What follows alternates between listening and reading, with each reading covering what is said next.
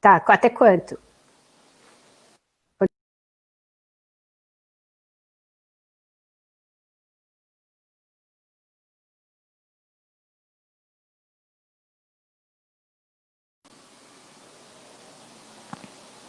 Olá, boa tarde, sejam muito bem-vindos. A gente pede desculpa por esse pequeno atraso, é que houve um problema técnico aqui na nossa transmissão, mas está no ar, o BR Político comenta. Tudo bem, Marcelo? E aí, como estão as coisas por aí?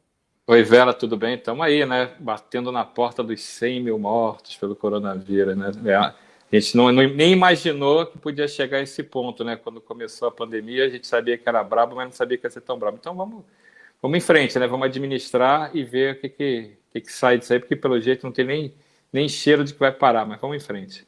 É, dureza, a coisa tá feia, a gente estacionou naquele platô, alguns estados fazendo a sua abertura, a gente vai tratar disso no programa de hoje e também tratar dos muitos outros assuntos da política e da economia. Acho que a gente podia começar, Marcelo, falando de algo que foi aí tema da semana inteira, que foi uma reportagem feita primeiro pelo portal UOL, que mostrou que um órgão do Ministério da Justiça, uma secretaria do Ministério da Justiça, produziu um dossiê em que mais de 570 pessoas são citadas e elas aparecem ali incluídas no dossiê antifascistas, de pessoas antifascistas. Então, acho que a gente podia começar falando disso. O governo vai ter como se safar disso?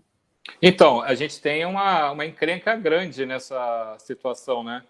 Porque a descoberta dessa gravação, dessa investigação, que seria um dossiê, uma investigação paralela, acaba sendo muito, muito complicada, porque, assim, primeiro, o Ministério da Justiça sabia, não sabia, então você fica naquela dúvida, assim, foi uma coisa autorizada por alguém do Ministério, foi uma coisa autorizada pelo Ministério,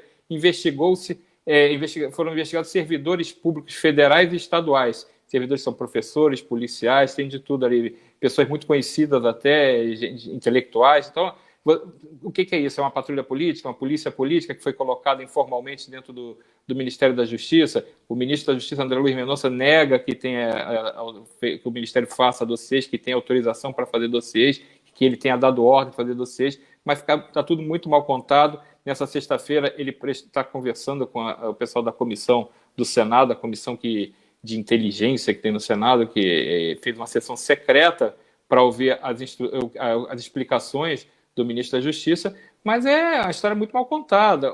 Já caiu o diretor de inteligência desse órgão, dessa secretaria, que é a Secretaria de Operações Integradas, CEOP, que foi um órgão criado na época que Sérgio Moro assumiu o Ministério da Justiça, mas segundo o próprio Sérgio Moro não era para isso, era para ser inteligência de informações estratégicas para ajudar o governo no combate ao crime organizado, e não para ir atrás da vida de ninguém, para saber se a pessoa é alinhada, se não é alinhada, se ela é antifascista, se ela se declara antifascista, se ela é contra o governo. Então, há uma clara, um problema seríssimo aí dentro dessa investigação que foi feita, desses dossiês que foram feitos com essas informações de servidores públicos. A queda do coronel Gilson Libório, que comandava essa diretoria de inteligência da CEOP, não me parece que seja suficiente, mas parece que é a estratégia que o governo adotou, entrega-se a cabeça desse diretor e vamos em frente. Acho que está só começando esse problema. A gente sabe que existe uma preocupação muito grande dentro do governo em afastar pessoas que não sejam alinhadas, em dispensar quem não reza pela cartilha do bolsonarismo. Então, eu acho que vai ter muita complicação, porque você tem, em tese, uma suspeita de um ministério que teria um órgão investigando servidores públicos. Então, é gravíssimo. Vamos ver o que sai, e até agora o que está saindo não convenceu ninguém ainda não, viu, Vera? Porque você veja, o ministro André Mendonça, quando a ministra Carmen Lúcia cobrou explicações, negou que houvesse o tal dossiê, que houvesse um relatório produzido por essa secretaria. Porém, o afastamento de um servidor contradiz essa versão do governo, deixa ali a coisa muito nebulosa. Juntamente com isso, aconteceu ainda nessa semana uma reportagem da revista Piauí, feita por uma jornalista bastante experiente de Brasília, chamada Mônica Gugliano. O Marcelo já trabalhou com ela, eu já trabalhei com ela. É alguém que tem muitas fontes, bastante fonte nas Forças Armadas, e ela escreveu uma reportagem de fôlego para a revista Piauí, uma reportagem em off, mas que narra com detalhes, com datas, dizendo às pessoas que estavam nas reuniões um dia em que o presidente Jair Bolsonaro teria dito que estaria disposto a intervir no Supremo Tribunal Federal, destituindo os 11 ministros. Isso teria ocorrido no dia 22 de maio desse ano, depois de o ministro Celso de Mello ter consultado a Procuradoria-Geral da República sobre um pedido de apreensão do telefone do presidente. E nessa reunião, um dos ministros, o ministro Luiz Ramos, teria até dito que apoiaria essa decisão, e o ministro também general Heleno teria dissuadido o presidente dessa ideia. Não houve uma negativa oficial por parte do governo durante muitas horas ali, ao longo de todo o dia de ontem. O Supremo também não se manifestou, nem o Congresso, ficou tudo por isso mesmo, e é muito estranho, e é um sinal aí gravíssimo de corrosão, a meu ver, do tecido institucional, o fato de uma denúncia dessa gravidade, ainda que não tenha se concretizado, mas o simples fato de um presidente da República ter ameaçado mobilizar as Forças Armadas para intervir em outro poder, e ninguém fala nada a respeito. Parece que tem um esgarçamento do tecido aí, todo mundo deixa de barato, dá de barato que é o Bolsonaro, é bravata. É ruim isso, né, Marcelo, esse ambiente? Esse negócio da bravata, parece que está passando uma coisa parecida com o coronavírus, né? A gente vai acostumando, a gente vai banalizando todas as coisas que normalmente seriam tratadas como absurdas ou como coisas gravíssimas, acaba banalizando. Mais um, né? A gente lembra quantas cenas a gente viu nessa sequência. Agora parou porque ele mudou para a sobrevivência política do governo, ele mudou o estilo e começou a ficar mais cauteloso, começou a falar menos.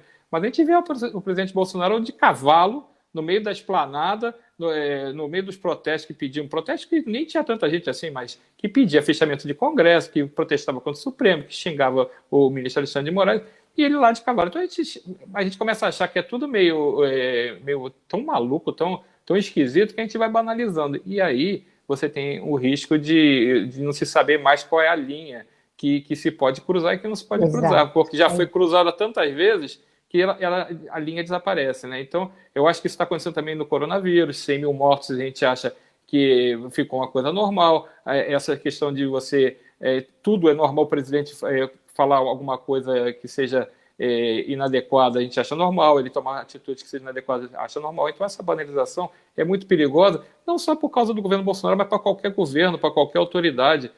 Tem limites que a democracia estabelece. Então, não dá para fazer coisas desse tipo. Pode ser bravata? Pode ser bravata, mais uma bravata, mas pode não ser também bravata. Assim como tem um dossiê, pode ser que tenha um dossiê, também não pode ter esse dossiê. Então a gente vai acumulando essas coisas meio malucas demais, meio... Os esqueletos no armário, né? E quando você vê, qual vai ser o limite? Como a gente está tudo anestesiado, está todo mundo achando que tudo bem para toda coisa, daqui a pouco alguém faz algo que não deve e a gente também vai deixar para lá, porque o importante é que, bom, isso não me afeta, isso aconteceu ali, o que tem? E quando vê o que tem, a gente já teve casos que o que tem durou muitos anos, né? Então a gente não pode correr mais esses riscos. Eu acho até que essa reportagem, como você citou, ela é de uma fotografia de algo que aconteceu antes dele assumir essa nova roupa que ele está usando, né? Essa roupa mais cautelosa, e que começou a afastar, inclusive, essa chamada ala ideológica de postos estratégicos no governo.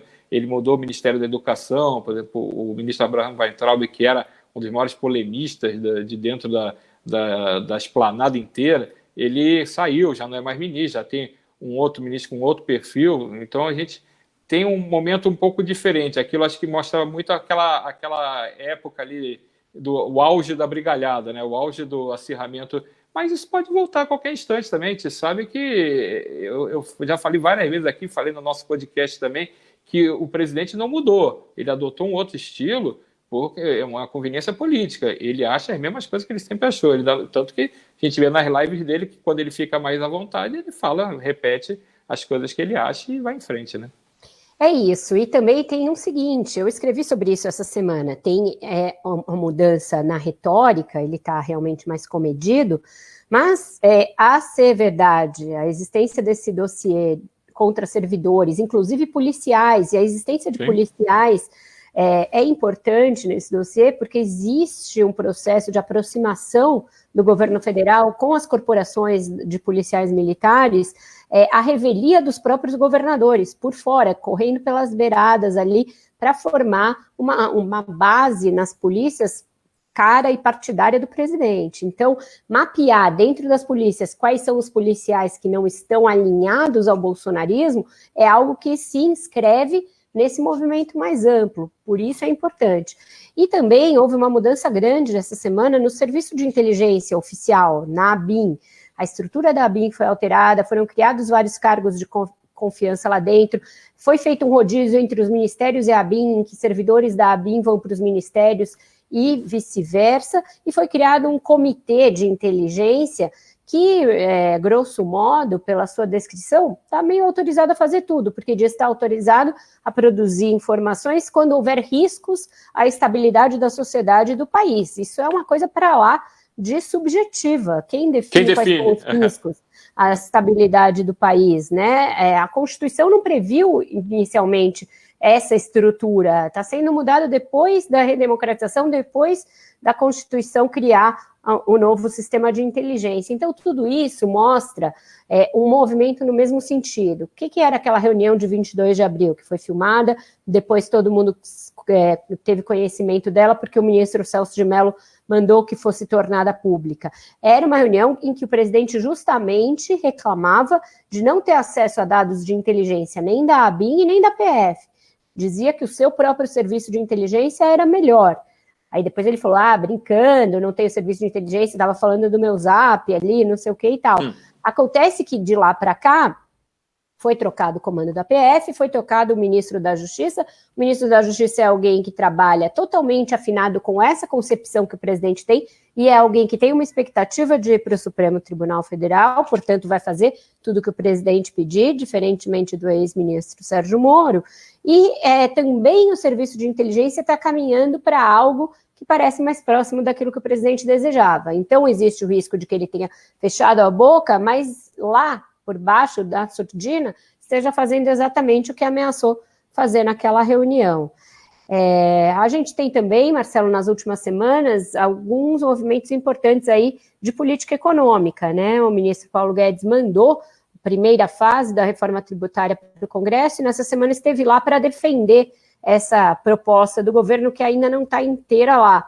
Foi bastante eloquente ali, ficou bravo com quem chamou de nova CPMF, um imposto que o governo pretende criar, mas a rigor não mudou muito o cenário, né? A acolhida a esse projeto no Congresso continua muito pequena, né? É isso, foi a primeira participação oficial do ministro Paulo Guedes na Comissão Especial da Reforma Tributária, que voltou a funcionar depois de ter paralisado por conta da pandemia do coronavírus. E o Paulo Guedes, ele faz sempre aquelas frases muito de efeito, né? Ele tem umas falas, chamou de manicômio tributário, ele tem sempre umas tiradas, ele é muito incisivo, né? Acho até um estilo interessante, mas, na verdade, acaba sendo muito pouco prático, porque os parlamentares que estão lá têm uma visão muito caminhando para que a proposta do Congresso prevaleça. Só que eles estavam dispostos a ouvir o que o governo tem se o governo mandasse tudo de uma vez. E o governo não mandou tudo de uma vez. O governo está mandando, como o Paulo Guedes definiu, a fase 1. A fase 1 é só a substituição do PIS/COFINS por outro imposto que eles chamam de IBS, acho que é CBS, no caso. CBS é a do governo e IBS é a do Congresso.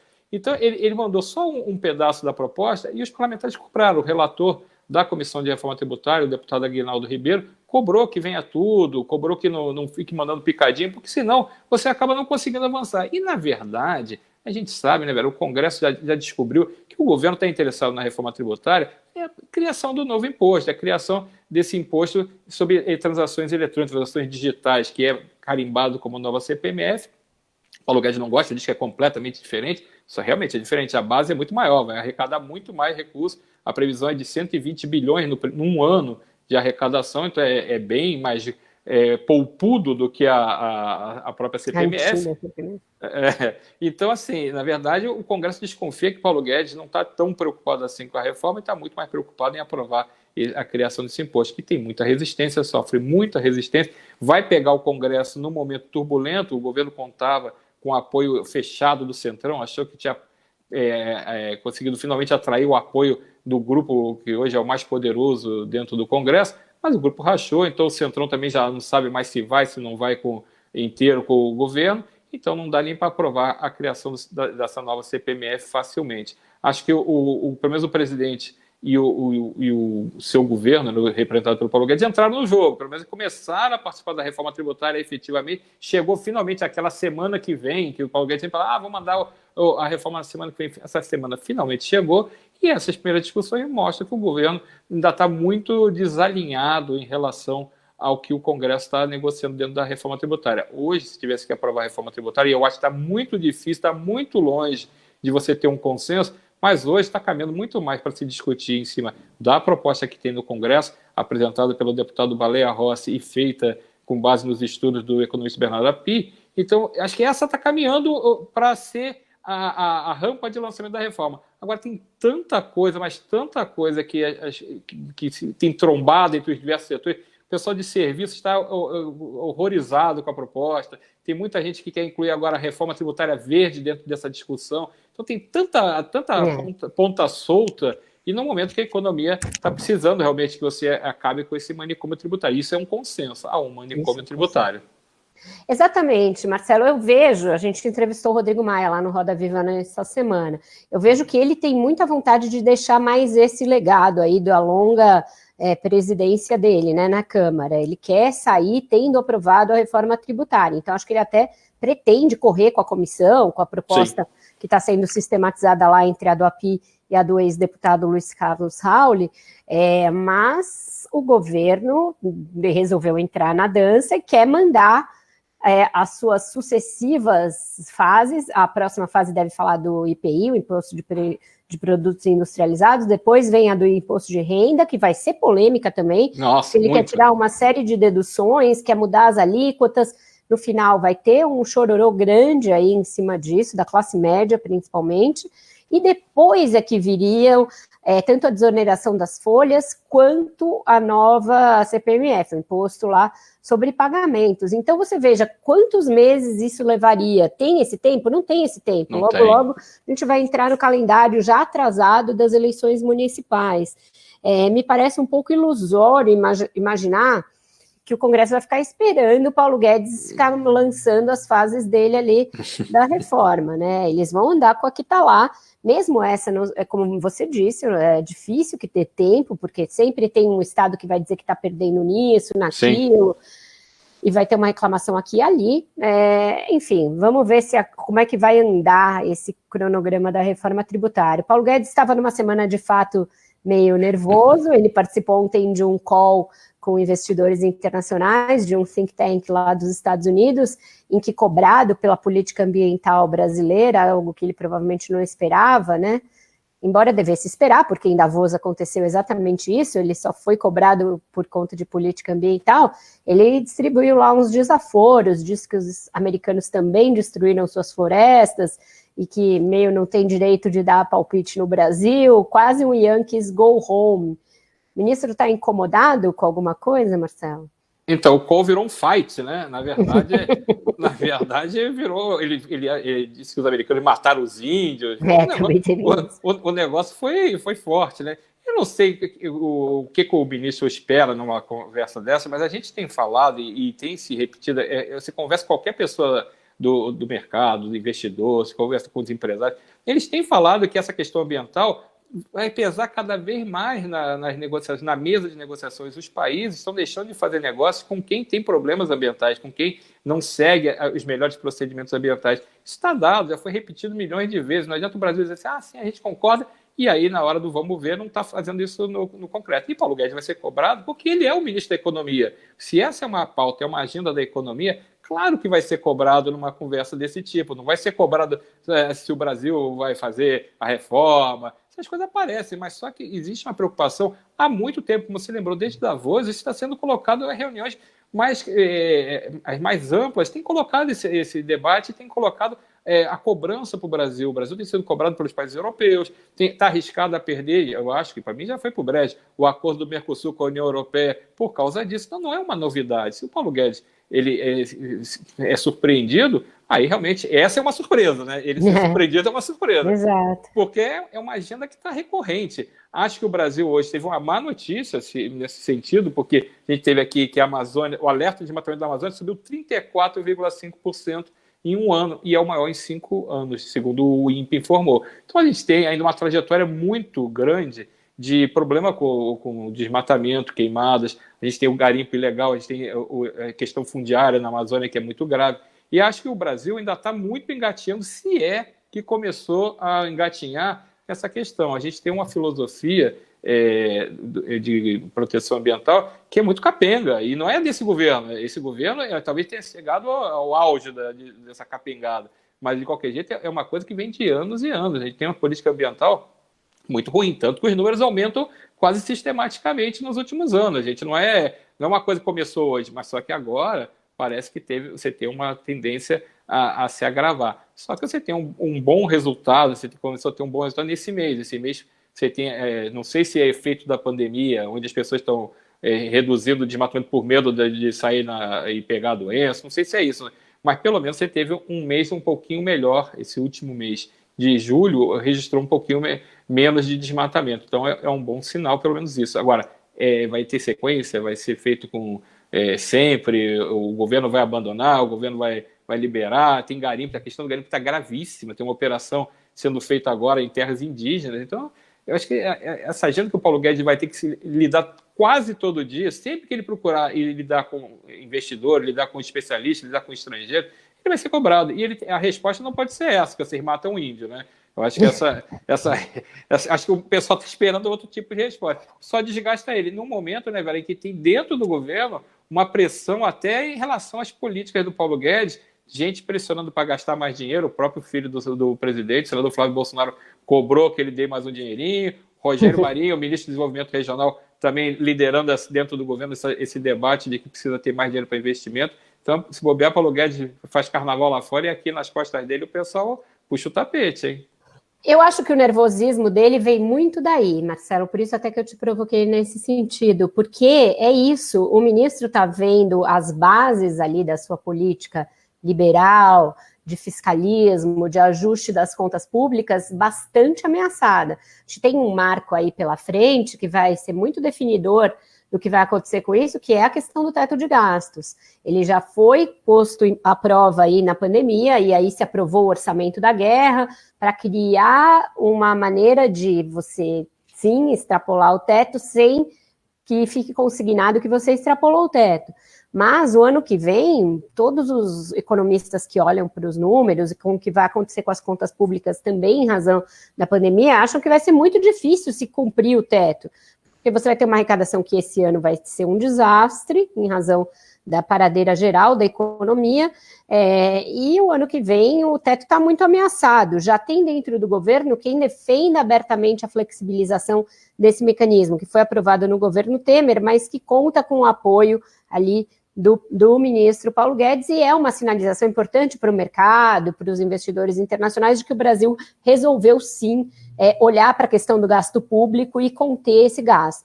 Então tem essa pressão para que se estoure o teto, e tem uma pressão para que se crie um mecanismo permanente de transferência de renda mais potente que o Bolsa Família, que não seja do tamanho do atual auxílio emergencial de R$600, porque não tem fonte de recurso para isso, mas que aumente o Bolsa Família de uma maneira permanente. E aí, qual é a fonte para esse pagamento? É o tal do novo imposto que o Paulo Guedes deseja, né? Essa é uma das fontes para as quais ele olha e vê um lugar para onde tirar esse dinheiro. Mas veja que tudo é como aquele jogo de Jenga, que você vai encaixando as coisas, e se tirar o prédio inteiro desmorona. A situação fiscal brasileira é muito delicada.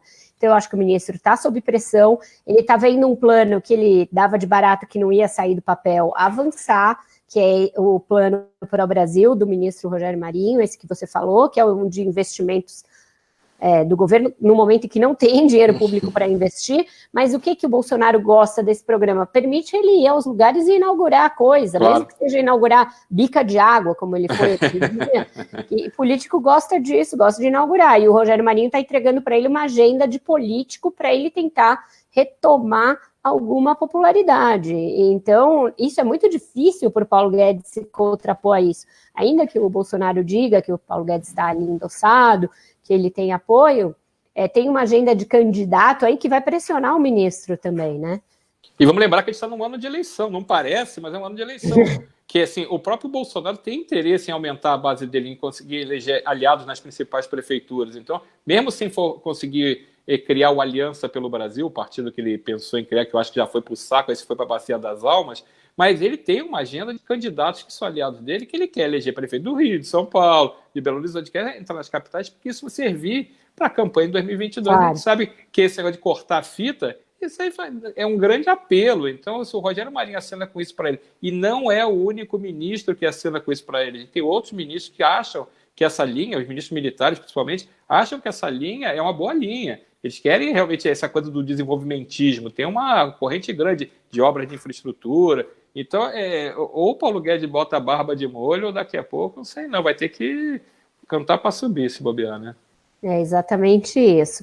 Bom, entrando então no tema da pandemia em si, né, que tem aí um marco muito sombrio pela frente, provavelmente nesse fim de semana o Brasil vai chegar aos 100 mil mortos, e o presidente segue no mesmo discurso em relação a isso, não mudou nada, não nomeou o ministro definitivo da saúde, e os estados, por sua vez, também estão num salve-se quem puder, cada um atirando para o seu lado, né, Marcelo? Ontem a gente teve a live em que o presidente meio que atualizou o IDAI ao dizer que tem que seguir a vida, tem que tocar a vida, encontrar um jeito de se safar disso daí. Eu não sei o que quer dizer se safar disso daí, se é o governo se safar do desgaste, se é a pessoa se safar de morrer, se safar do vírus. A gente fica até sem entender o que o presidente está querendo dizer.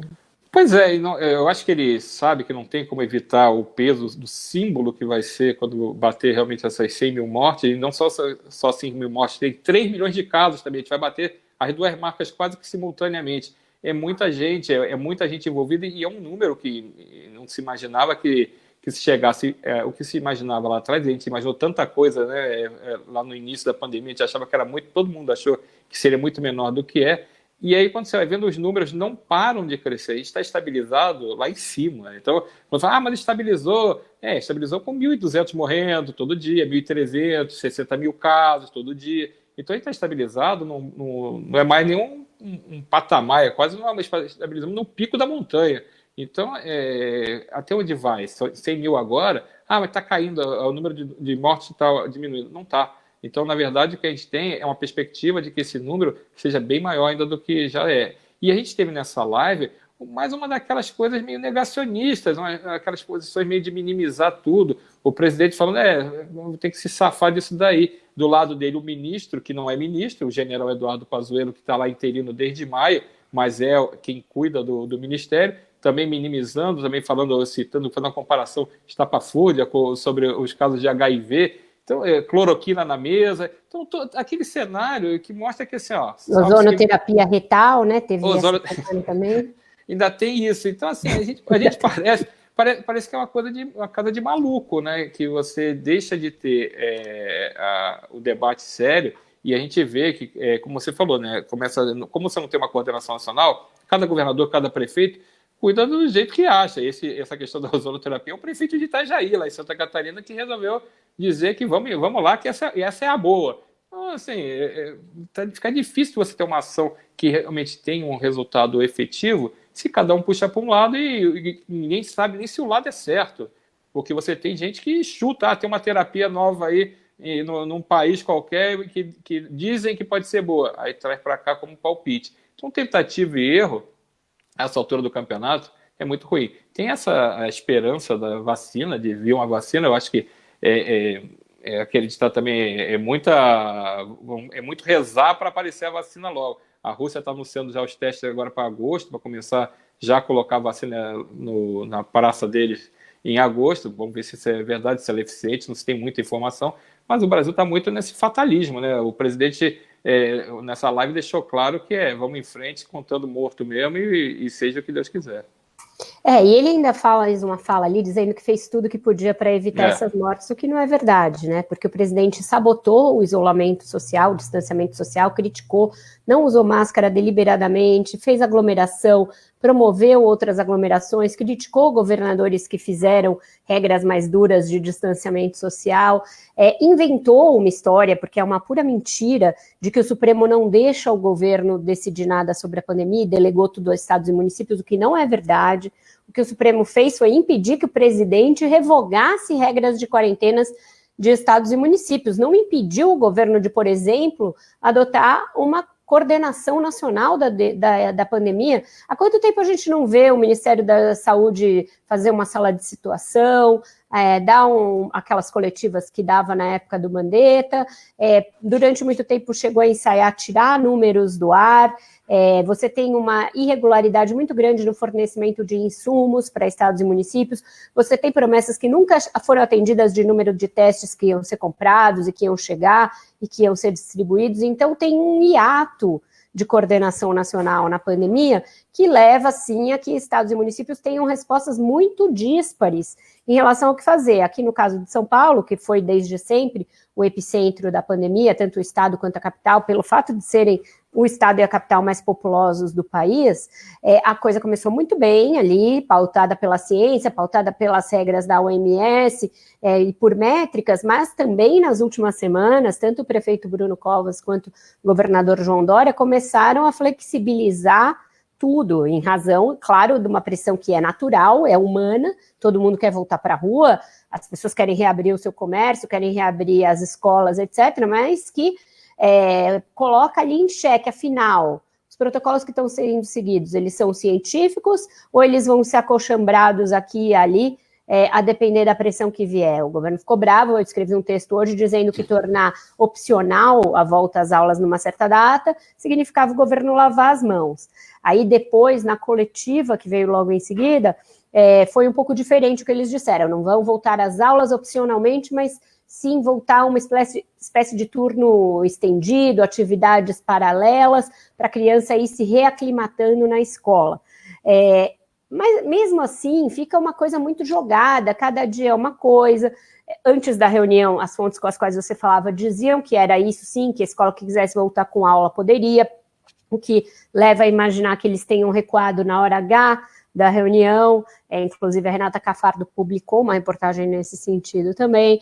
Então está tudo muito jogado, foram mudadas regras estabelecidas pelo próprio Plano São Paulo, que dizia um percentual de internações e percentual de leitos ocupados em UTI, que depois foi baixado para que se passasse de uma fase para outra.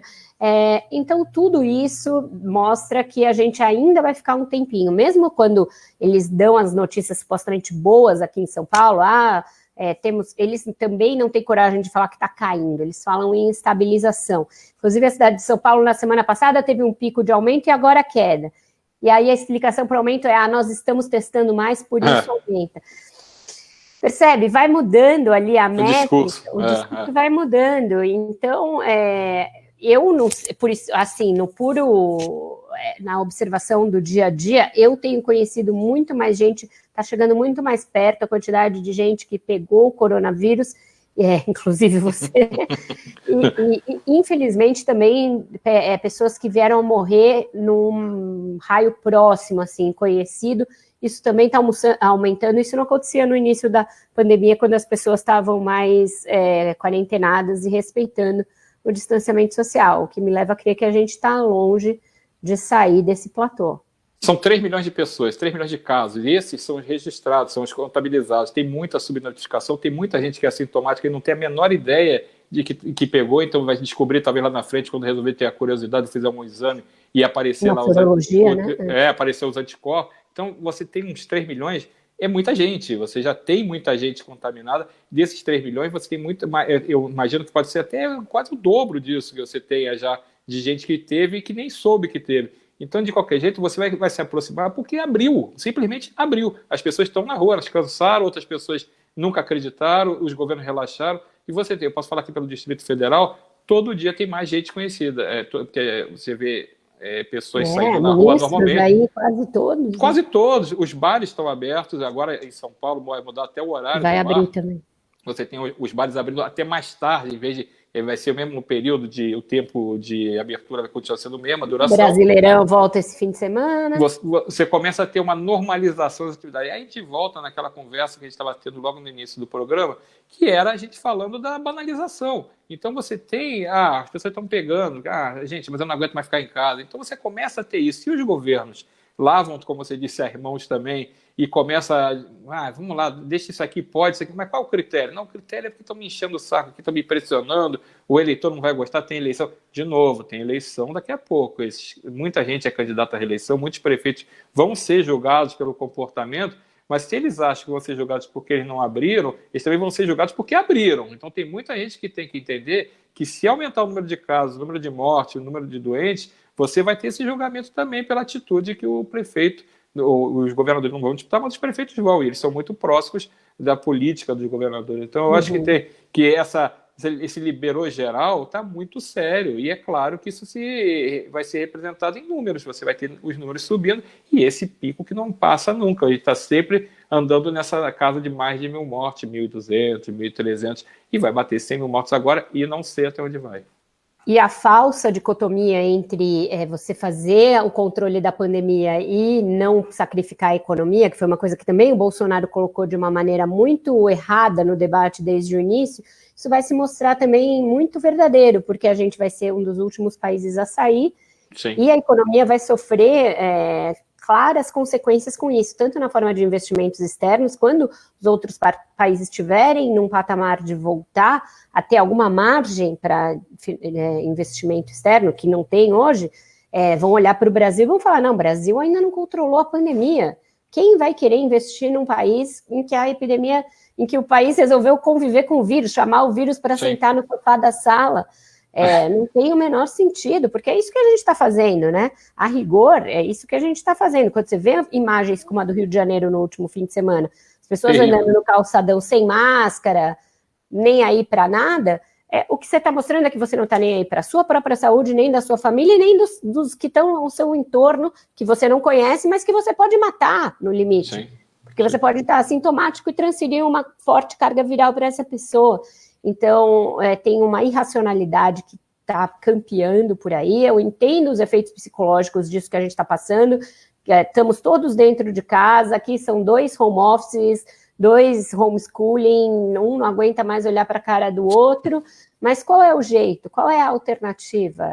Eu pegar e ir na casa do meu pai de 78 anos, dar um abraço nele, porque eu não estou mais aguentando de saudade? Não, isso é alternativa egoísta. Isso é alternativa irracional, que vai pôr a saúde do meu pai em perigo. Inclusive, nesse Dia dos Pais, o meu conselho é que vocês tenham cuidado com os pais. Não exponham seus pais a risco. Se forem visitar, tomem os cuidados devidos, porque a coisa ainda está muito séria, né? Estamos longe de ter passado o pior momento da pandemia. É isso, esse cuidado, as pessoas estão tendo que apresentar por conta própria, porque você não tem essa estratégia que a gente cobra, essa coordenação nacional, essa estratégia local clara. Aqui no Distrito Federal você já teve de tudo, você já teve desde o início fechar até abrir geral. Então, qual é a que vale? A que adiante não valia? Vale a de agora? Então, essa confusão deixa a população assim, decide aí, você que sabe, e aí vai caber muito da responsabilidade. A gente vê muita gente que tem realmente essa responsabilidade, tem muita gente que não tem a opção de ter essa alternativa de ficar em casa, não tem essa opção, ela tem que trabalhar, ela tem que fazer as coisas, tem muita gente que está nesse problema, o que já agrava a situação e expõe essas pessoas. Então, se você, além de tudo, tem um monte de gente que não precisa ir e está indo, aí você realmente expõe todo mundo, e é claro que essa curva não vai aumentar nunca. Então, a gente está na tempestade perfeita, né? Está tudo montado para acontecer o que aconteceu. A gente está vendo outros países seguindo nesse ritmo. A Índia registrou 2 milhões de casos, bateu a marca dos 2 milhões de casos. E ela tinha batido 1 milhão de casos 20 dias atrás. Nossa. Então você vê que alguns países também estão enfrentando um problema gravíssimo, porque é uma pandemia muito complicada, é uma coisa que a gente não viu antes, não adianta, isso é uma gripezinha. Não é uma gripezinha, está mais do que comprovado que não é uma gripezinha. É uma questão que você não tem a vacina ainda, está se procurando. Imagina, o mundo inteiro está se movendo atrás de uma vacina e ainda não tem essa vacina. Você tem expectativas de vacina. Então é gravíssimo. E se você, além de tudo, deixa o barco correr solto, aí é o que acontece. 100 mil mortos, 3 milhões de casos, e vamos, economia quebrando, e vamos nessa toada, sabe Deus até quando.